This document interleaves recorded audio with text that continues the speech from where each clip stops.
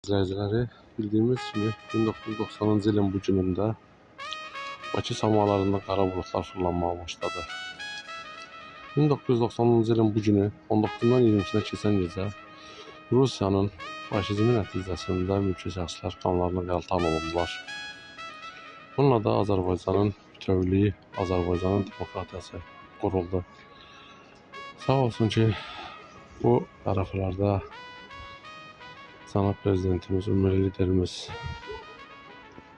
Azərbaycana qədəm qoyaraq Azərbaycanı qara buludlardan təmizlədi. Onun səyi nəticəsində Azərbaycan ağgülə çıxdı.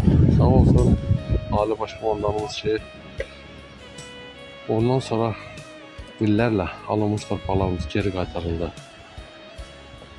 Təbii ki, bunda da bizim şəhidlərimizin, qazilərimizin şücaəti nəticəsində 1990-cı ilin bu günündə burada gördüyünüz bu şəhidlər xiyabanında yatan şəhidlər, mülki şəxslər, yəni Rus faşistləri 106-cı motaçılıcı dəstəsi nəinki mülki şəxslərə, hətta körpə uşaqlara belə qıydılar.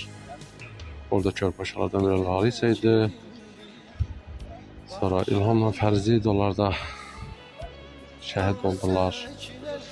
Həkimlərimiz şəhid oldular. Allah onlarına, bütün şəhidlərimizə qəni-qəni rəhmət eləsin. Allah qazilərimizə can sağlığı versin.